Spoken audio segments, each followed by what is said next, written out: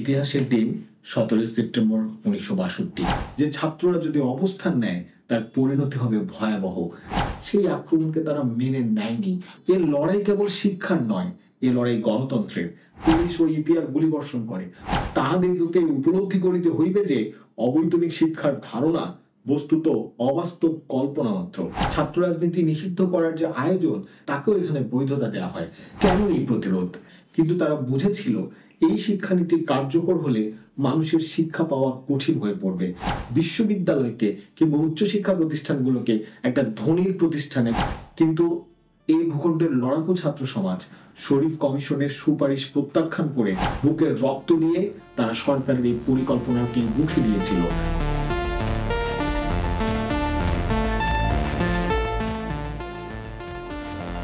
এক রক্তাক্ত ইতিহাসের দিন 17 সেপ্টেম্বর 1962। এদেশের ছাত্র জনতার রক্তে রঞ্জিত হয়ে দ্রোহের পথ খুঁজছিল আপামর ছাত্র জনতা। পাকিস্তানি শাসক গোষ্ঠীর শিক্ষা সংকোচন নীতির বিরুদ্ধে আন্দোলন করতে গিয়ে পুলিশের গুলিতে শহীদ হয়েছিলেন মোস্তফা, ওয়াজিউল্লাহ, বাবুল সহ আরো নাম না জানা অনেকেই। বাংলাদেশের ছাত্র সমাজ প্রতি বছর এই দিনটিকে শিক্ষা দিবস হিসেবে পালন করে আসছে। 1959 সালের 26শে আগস্ট পাকিস্তানের শিক্ষা সচিব এস.এম. শরীফের নেতৃত্বে শিক্ষানীতি প্রণয়ন কমিটি একটা রিপোর্ট পেশ করে। সেই রিপোর্টে শাসক গোষ্ঠীর শিক্ষা সংক্রান্ত যে পরিকল্পনা, সেই পরিকল্পনা তুলে ধরা হয় এবং আইয়ুবের সামরিক সরকার ওই রিপোর্ট গ্রহণ করে তা বাস্তবায়নের উদ্যোগ নেয়। কিন্তু এই ভূখণ্ডের লড়াকু ছাত্র সমাজ শরীফ কমিশনের সুপারিশ প্রত্যাখ্যান করে তার বিরুদ্ধে ঐক্যবদ্ধ প্রতিরোধ গড়ে তোলে। প্রথম প্রতিরোধ গড়ে ওঠে ঢাকা কলেজে। ডিগ্রির ছাত্র এম.আই. চৌধুরী ডিগ্রি কোর্সকে 2 বছর থেকে 3 বছরে নিয়ে যাওয়ার প্রতিবাদে আন্দোলন শুরু করেন। পাশাপাশি উচ্চ মাধ্যমিকের ছাত্ররা ইংরেজি চাপের বিরুদ্ধে ক্লাস বর্জন করে। এই শিক্ষা আন্দোলন তখনও ছড়িয়েছিল বিচ্ছিন্নভাবে, ছোট ছোট ঢেউয়ের মতো। কিন্তু 10 আগস্ট 1962 ঢাকা কলেজের ক্যান্টিনে একত্রিত হলো হাজারো ছাত্র। সেখানে সিদ্ধান্ত হলো 15 আগস্ট সারা দেশে সাধারণ ধর্মঘট। সেই দিন থেকে আন্দোলন পেল নতুন রূপ, নতুন গতি। আন্দোলনের আগুন আরো ছড়িয়ে পড়লো আওয়ামী লীগ নেতা সোহরাওয়ার্দীর গ্রেপ্তারের পরে। এবং ছাত্ররা বুঝলো যে লড়াই কেবল শিক্ষার নয়, এ লড়াই গণতন্ত্রের। 10 সেপ্টেম্বর সচিবালয়ের সামনে অবস্থান কর্মসূচি ঘোষণা করা হলো। সরকার 144 ধারা জারি করলো।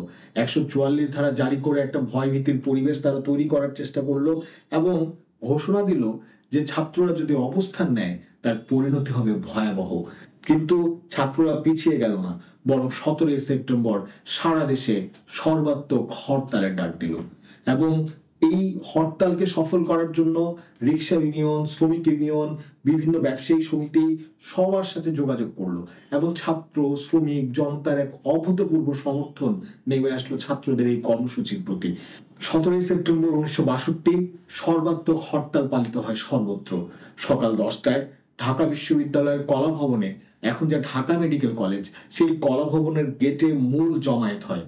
বিভিন্ন শিক্ষা প্রতিষ্ঠান থেকে হাজার হাজার শিক্ষার্থী সেই জমায়েতে নেমে আসে।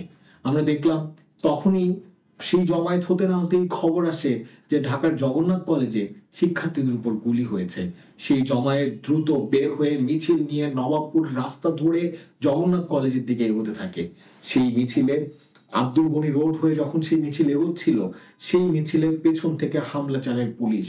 কয়েকজন হতাহত ও গ্রেপ্তার হওয়ার পরেও মিছিল নবাবপুরের দিকে অগ্রসর হয়। মিছিলকারীদের সাথে পুলিশ সেনাবাহিনীর দ্বিতীয় দফা সংঘর্ষ ঘটে ঢাকা কোর্টের সামনে। এখানেও পুলিশ ও ইপিআর গুলিবর্ষণ করে।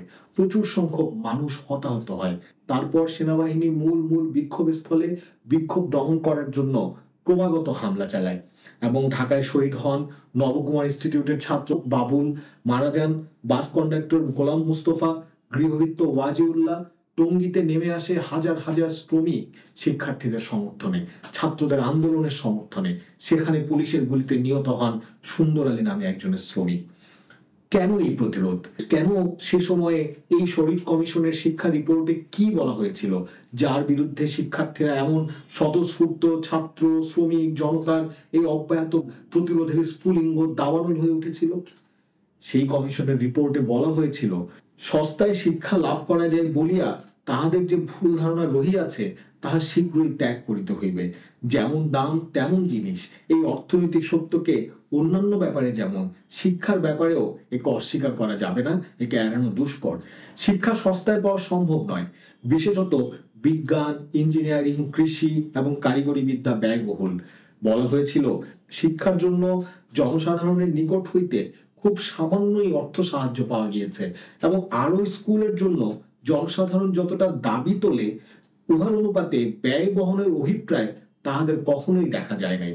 অবৈতনিক প্রাথমিক স্কুল এবং নামমাত্র বেতনের মাধ্যমিক স্কুল স্থাপনের জন্য সরকারের উপর নির্ভর করাই জনসাধারণের রীতি। তাহাদেরকে উপলব্ধি করিতে হইবে যে অবৈতনিক শিক্ষার ধারণা বস্তুত অবাস্তব কল্পনা মাত্র।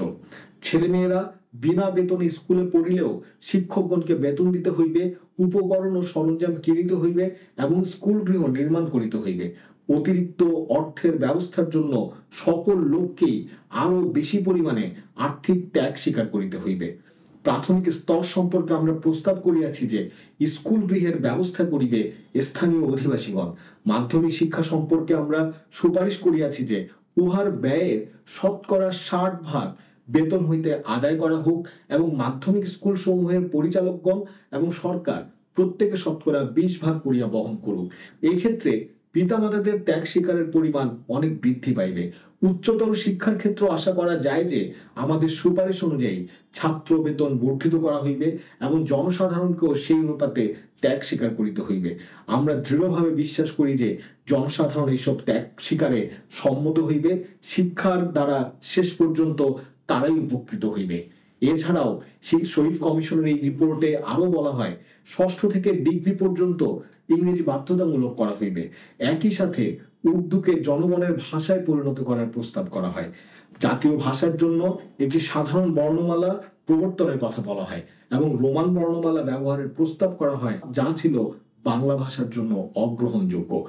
শিক্ষার্থীদের খরচ নিজেদের বহন করতে হবে, এই সুপারিশ যেমন ছিল তেমনি একই সাথে 2 বছর মেয়াদী স্নাতক কোর্সকে 3 বছর মেয়াদী করার সুপারিশ করা হয়, যা ছাত্রদের জন্য উদ্বেগজনক ছিল।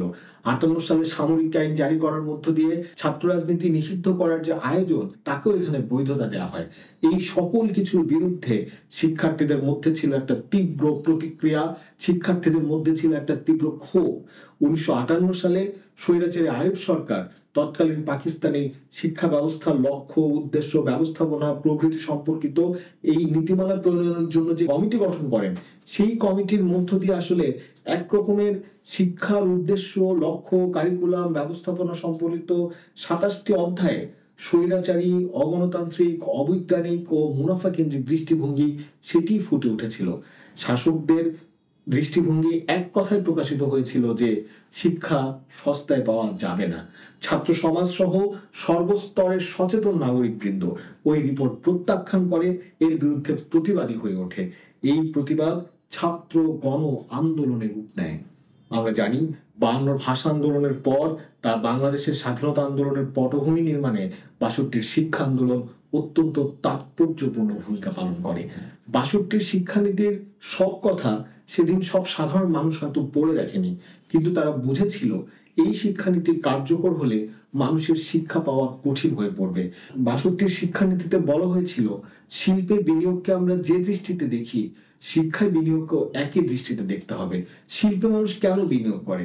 শিল্পে মানুষ বিনিয়োগ করে শ্রমিকের সস্তা শ্রম দিয়ে উৎপন্ন পণ্য বেশি দামে বিক্রয় করে উদ্বৃত্ত মূল্য সৃষ্টি করা, সেই উদ্বৃত্ত মূল্যে মালিকের লাভ বা মুনাফা। এই জন্যই শিক্ষার বিনিয়োগকেও মুনাফার দৃষ্টিতে দেখতে হবে। তারা বলল উর্দু ক্ষুদ্র জনগোষ্ঠীর ভাষা হলেও তাকে গোটা জনগোষ্ঠীর ভাষায় পরিণত করতে হবে। বর্ণমালা পরিবর্তনের প্রস্তাবনা তারা নিয়ে এসেছিল। এদেশের আপামর ছাত্র জনতা 1962 সালে সেই সময়ে দাঁড়িয়ে তারা কিন্তু এই ধরনের যে পরিকল্পনা, এই ধরনের যে আক্রমণ ভাষার উপরে, শিল্পের উপরে, সাহিত্যের উপরে, সংস্কৃতির উপরে, সেই আক্রমণকে তারা মেনে নেয়নি। বুকের রক্ত দিয়ে তারা সরকারের এই পরিকল্পনাকে রুখে দিয়েছিল। 62 সেই আন্দোলনই তার পরবর্তীতে 66 সালের 6 দফার আন্দোলন, 69 গণ অভ্যুত্থান এবং পরবর্তীতে মহান মুক্তিযুদ্ধের মধ্য দিয়ে যে রক্তক্ষয়ী সংগ্রামের মধ্য দিয়ে বাংলাদেশ স্বাধীন হলো, তারই প্রেক্ষাপট, তারই ভিত্তি তৈরি করেছিল। আমরা তাই 1962 সালের 17 সেপ্টেম্বর মহান শিক্ষা দিবসের মধ্য দিয়ে যে লড়াকু চেতনা দেশের ছাত্র সমাজের মধ্যে গড়ে উঠেছিল, তারই ধারাবাহিকতা আমরা দেখলাম আজকে স্বাধীনতার এত বছর পর দাঁড়িয়ে শিক্ষা দিবসের 63তম বার্ষিকীতে আমরা দাঁড়িয়ে বাংলাদেশের শিক্ষা ব্যবস্থার চিত্র যদি আমরা দেখি, যে এই সময়ের পরেও পাকিস্তানি শাসক গোষ্ঠীরা চলে গেছে, কিন্তু বাংলাদেশ স্বাধীন হওয়ার পরেও 54 বছর পার হলেও যে আকাঙ্ক্ষিত শিক্ষা ব্যবস্থা আমরা চেয়েছিলাম, যে বৈষম্যহীন শিক্ষা আমরা চেয়েছিলাম, একটা রাষ্ট্রীয় আয়োজনে সকলের শিক্ষার দায়িত্ব যেটা চাওয়া হয়েছিল, সেই আকাঙ্ক্ষা এখনো অধরা রয়ে গেছে। বিগত 16 বছরের যে স্বৈরাচারী যে শাসন, সেই শাসন আমলে আমরা দেখেছি নানাভাবে শিক্ষার বেসরকারি ধারা, বাণিজ্যিক ধারা, সেটি প্রধান ধারায় পরিণত হয়েছে। শিক্ষার উপরে নামানো হয়েছে নানা সাম্প্রদায়িক আক্রমণ, পাঠ্যপুস্তকগুলোকে সংশোধনী করে নানাভাবে সাম্প্রদায়িক উপাদানকে সেখানে যুক্ত করা হয়েছে। আমরা দেখেছি যে বিশ্ববিদ্যালয়গুলোতে সান্ধ্যকালীন কোর্স, বিশ্ববিদ্যালয়গুলোতে কর্পোরেট বিনিয়োগ, বিশ্ববিদ্যালয়গুলোতে নানা রকমের নামে বেনামে ফি বৃদ্ধি করার মধ্য দিয়ে বিশ্ববিদ্যালয়কে কিংবা উচ্চশিক্ষা প্রতিষ্ঠানগুলোকে একটা ধনীর প্রতিষ্ঠানে, ধনীদের সন্তানদের প্রতিষ্ঠানে পরিণত করা হয়েছে। সাধারণ মানুষের সন্তানেরা তারা শিক্ষার অধিকার থেকে বঞ্চিত হচ্ছে। দেশের বেসরকারি বিশ্ববিদ্যালয়ের সংখ্যা যেমন ক্রমাগত বাড়ছে, তেমনি ভাবে এই পাবলিক বিশ্ববিদ্যালয় বা রাষ্ট্রীয় আয়োজনে যে শিক্ষার খাত, সেটি ক্রমাগত সংকুচিত হয়ে পড়ছে এবং সে সকল বেসরকারি বিশ্ববিদ্যালয়ে লক্ষ লক্ষ টাকায় শিক্ষার্থীদেরকে পড়তে বাধ্য করা হচ্ছে। এইরকম একটা পরিস্থিতি আমরা দেখেছি।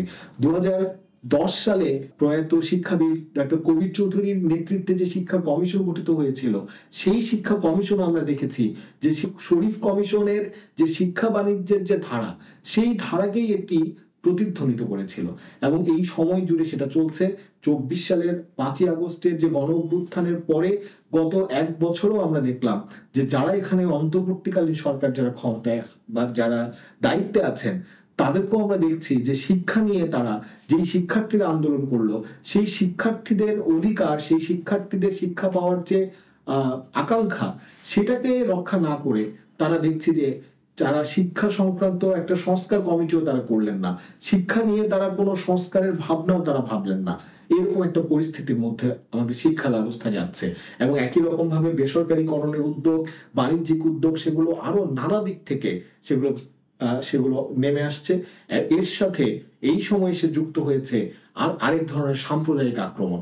সাম্প্রতিক সময় আমরা দেখলাম সঙ্গীত শিক্ষক, শরীরচর্চার শিক্ষক, শরীরচর্চার কোর্স, এই সকল কোর্সের শিক্ষক নিয়োগ নিয়ে এক ধরনের নেতিবাচক মন্তব্য করা হচ্ছে। এগুলোর কি প্রয়োজন, সেই প্রশ্ন উত্থাপন করা হচ্ছে। 62 শিক্ষা আন্দোলনের অন্যতম গুরুত্বপূর্ণ কথা ছিল বিশ্ববিদ্যালয় সহ শিক্ষা কার্যক্রম পরিচালনার জন্য রাষ্ট্রীয় দায়িত্ব, সেটি প্রধান হতে হবে। রাষ্ট্রীয় দায়িত্বেই শিক্ষার্থীদের শিক্ষিত করতে হবে। এটা ছিল 62 শিক্ষা আন্দোলনের মূল স্পিরিট। আমরা দেখছি যে স্বাধীনতার এত বছর পরে এসে একদিকে যেমন শিক্ষার এই বেসরকারীকরণ, বাণিজ্যিকরণের ধারাটা প্রবল হচ্ছে, আবার একই সাথে আমরা দেখতে পাচ্ছি যে ছাত্রদের মধ্য থেকেও একদল দাবি তুলছে সেই পাকিস্তানি খান বা পাকিস্তানি শাসকদের আজ্ঞাবহী যে শক্তি, সেই শক্তিরা এসে এখানে দাবি তুলছে আমাদের বিশ্ববিদ্যালয়গুলোতে বা আমাদের শিক্ষা খাতগুলোতে নানাভাবে বেসরকারি বিনিয়োগ উৎসাহিত করতে হবে। পাবলিক প্রাইভেট পার্টনারশিপের নামে তারা বিভিন্ন কর্পোরেট প্রতিষ্ঠানের কাছ থেকে অনুদান নিয়ে তারা এখানে নানানভাবে শিক্ষার্থীদের স্বাস্থ্য সেবা, পরিবহন সেবা, আবাসন সেবা, সেগুলো নিশ্চিত করবে, এই ধরনের কমিটমেন্ট তারা করতেছে। তাই 62 শিক্ষা দিবসের সেই মূল স্পিরিটকে ধারণ করে আজকের দিনেও একটা বৈষম্যহীন শিক্ষার দাবিতে সেই লড়াইটা গড়ে তোলা এই মুহূর্তে ছাত্র সমাজের সবচেয়ে জরুরি কাজ, সবচেয়ে জরুরি লড়াই। তো এই কথা নিঃসংশয়ে বলা যায় যে লড়াই 1962 সালে এদেশের ছাত্ররা শুরু করেছিল, সে লড়াই আজও থামেনি, সে লড়াই চলছে।